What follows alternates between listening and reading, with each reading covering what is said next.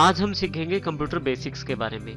Computer के basics से अभिप्राय आपको कंप्यूटर की बेसिक नॉलेज देने से है, जिससे आप कंप्यूटर को सुचारू रूप से चला सकें। सबसे पहले हम जानकारी लेंगे कंप्यूटर की परिभाषा क्या है, कंप्यूटर की डेफिनेशन क्या है।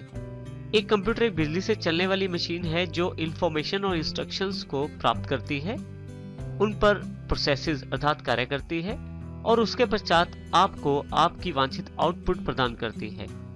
ये आउटपुट आप संभाल के भी रख सकते हैं अर्थात कंप्यूटर में स्टोर कर सकते हैं, जिसका प्रयोग आप बाद में भी कर सकते हैं। अब हम बात करते हैं कंप्यूटर कंपोनेंट्स की। कंप्यूटर मुख्यतः दो कंपोनेंट से मिलकर बना है। सबसे पहले कंप्यूटर हार्डवेयर और दूसरे नंबर पे है कंप्यूटर सॉफ्टवेयर। सबसे पहले हम कंप्यूटर हार्डवेयर की बात करते हैं। कंप्यूटर हार्डवेयर से अभिप्राय सभी इलेक्ट्रॉनिक और फिजिकल पार्ट से है, अर्थात कंप्यूटर के सभी वो भाग जो बिजली से कार्य करते हैं और साथ ही जिनको आप छू सकते हैं, वो सभी भाग कंप्यूटर हार्डवेयर कहलाते हैं। इसी तरह से हमारे पास, यदि हम यहाँ इस पिक्चर में देखें तो हमारे पास दिखाए गए हैं जिनका अलग अलग प्रकार का कार्य रहता है। कंप्यूटर हार्डवेयर में सबसे पहले हम बात करते हैं इनपुट डिवाइसेस की। वो डिवाइसेस जिनसे आप कंप्यूटर को कमांड्स दे सकते हैं, इंस्ट्रक्शंस दे सकते हैं, उसे हम इनपुट डिवाइसेस कहते हैं, जिनमें सबसे पहले है कीबोर्ड। कीबोर्ड एक मुख्य डिवाइस रहता है जिससे आप टाइप करके कंप्यूटर को कमांड्स दे सकते हैं। इसी तरह से माउस में आपके पास तीन प्रकार के बटन रहते हैं, लेफ्ट क्लिक, राइट क्लिक और स्क्रॉल बटन। इन तीनों बटन्स की सहायता से भी आप कंप्यूटर को कमांड्स दे सकते हैं। तीसरे नंबर पे हमारे पास अवेलेबल है जॉयस्टिक। कंप्यूटर गेम्स खेलने का सबसे अच्छा माध्यम रहता है जॉयस्टिक के द्वारा गेम्स खेलना। कंप्यूटर में आप गेम्स खेलते समय जॉयस्टिक के साथ कमांड्स दे सकते हैं। इसी तरह से हमारे पास स्कैनर रहता है। स्कैनर जिसका प्रयोग हम डॉक्यूमेंट्स और इमेजेस को स्कैन करने के लिए करते हैं, जिससे कि वो डॉक्यूमेंट्स और इमेजेस हमारे पास कंप्यूटर में अवेलेबल हो जाती हैं। अगली डिवाइसेस हमारे पास है आउटपुट डिवाइसेस के रूप में, जिसमें सबसे पहले हमारे पास LCD, LED या मॉनिटर, जिन पर कंप्यूटर अपनी आउटपुट प्रदान करता है। इनमें पिक्चर के रूप में आउटपुट प्रदान की जाती है, जिसमें मुख्य शामिल है LCD, LED या मॉनिटर। उसके पश्चात हमारे पास प्रिंटर अवेलेबल रहते हैं, जिन पर प्रिंटेड आउटपुट प्रदान की जाती है, अर्थात पेपर पर एक प्रिंटेड आउटपुट दिया जाता है। जैसे कि आप बायोडाटा निकलवाएं या कोई लेटर या एप्लीकेशन टाइप करके उसका प्रिंट निकलवाते हैं, तो वो प्रिंट प्रिंटर के द्वारा प्रदान किया जाता है। इसी तरह से यदि आप सॉन्ग्स यानी कि गाने सुनना चाहते हैं, तो उसके लिए स्पीकर का प्रयोग किया जाता है कंप्यूटर के द्वारा। तो स्पीकर के द्वारा जो ऑडियो आउटपुट है वो आपको दी जाती है।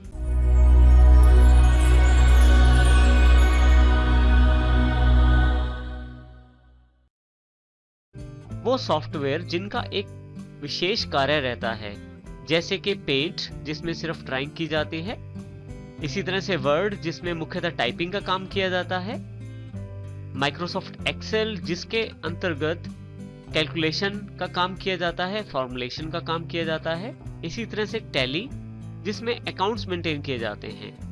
तो वो सभी सॉफ्टवेयर जो एक खास कार्य करते हैं, एक विशेष तरह का कार्य करते हैं, उनको एप्लीकेशन सॉफ्टवेयर कहा जाता है।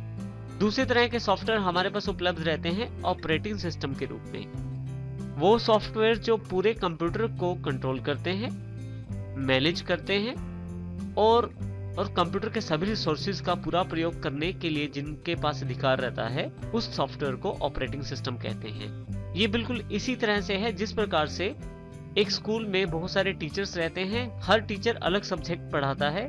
जैसे मैथमेटिक्स का टीचर मैथ्स का, इंग्लिश का टीचर इंग्लिश का, साइंस का टीचर साइंस का सब्जेक्ट पढ़ाता है। जैसे कि हमारे पास एप्लीकेशन सॉफ्टवेयर जो एक खास कार्य करते हैं, परंतु उन सभी टीचर्स को सहयोग करने के लिए स्कूल या कॉलेज में एक प्रिंसिपल अवेलेबल रहता है, जिसका कार्य उन सभी टीचर्स को सहयोग करना है।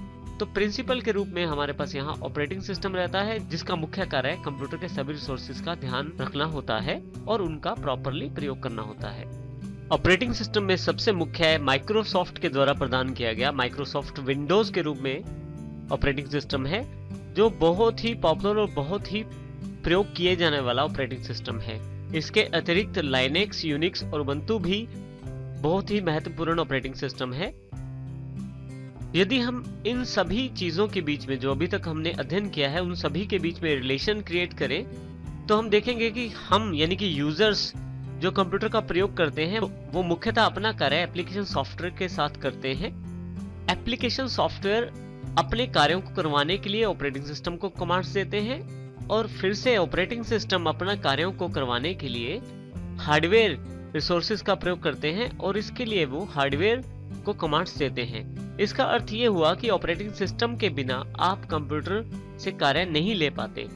तो सबसे पहले कंप्यूटर में एक ऑपरेटिंग सिस्टम होना चाहिए, उसके पश्चात आप उसमें एप्लीकेशन सॉफ्टवेयर डाल सकते हैं और ऑपरेटिंग सिस्टम ही वो माध्यम है जिसके द्वारा हार्डवेयर से कार्य लिया जा सकता है। नेक्स्ट हमारे पास है सीपीयू। सीपीयू का अर्थ होता है सेंट्रल प्रोसेसिंग यूनिट। सभी प्रकार के कार्य सीपीयू के द्वारा ही किए जाते हैं। जितनी भी डिवाइसेस इनपुट या आउटपुट, सभी डिवाइसेस सीपीयू के साथ ही कनेक्टेड रहती हैं अपना कार्य करने के लिए। और यहाँ यदि हम ध्यान से देखें तो हमारे पास कीबोर्ड और माउस के साथ तो कमांड्स दी जा सकती हैं जिनको सीपीयू को दिया जाता है और उन कमांड्स के आधार पे सीपीयू उन कमांड्स पे प्रोसेसिंग करके आउटपुट प्रदान करता है जो एलसीडी या एलईडी पे, यदि आपको प्रिंटेड चाहिए तो प्रिंटर पे, और यदि वो ऑडियो फॉर्मेट में है यानी कि सॉन्ग्स या गाने हैं तो आप उनको स्पीकर में भी सुन सकते हैं। यहाँ ये ध्यान दीजिए सीपीयू में मुख्यतः दो बटन होते हैं। जो बड़ा बटन होता है उससे आप कंप्यूटर स्टार्ट कर सकते हैं और छोटे वाले बटन से आप कंप्यूटर को रीस्टार्ट कर सकते हैं। सभी इनपुट डिवाइसेस में से सबसे मुख्य डिवाइस रहती है माउस। माउस जिसका प्रयोग कंप्यूटर में कमांड्स देने के लिए सबसे ज्यादा किया जाता है। एक माउस के मुख्य भाग आपके सामने हैं। सबसे पहले इसके पास एक लेफ्ट बटन, एक राइट बटन और एक स्क्रॉल बटन होता है। लेफ्ट बटन को लेफ्ट क्लिक भी कहते हैं, राइट बटन को राइट क्लिक भी कहते हैं।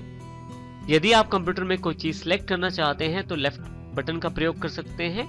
इसके अतिरिक्त भी इसके बहुत सारे प्रयोग रहते हैं लेफ्ट बटन के।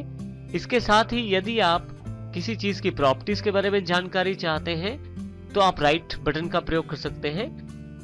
बहुत सारी एप्लीकेशंस पर राइट क्लिक करने पे उनके बहुत सारे मुख्य ऑप्शंस अवेलेबल हो जाते हैं। इसी तरह से जो स्क्रॉल बटन रहता है, यदि आपका डॉक्यूमेंट या पेज बहुत बड़ा है तो आप उसको स्क्रॉल करके देख सकते हैं, अर्थात ऊपर नीचे करके देख सकते हैं।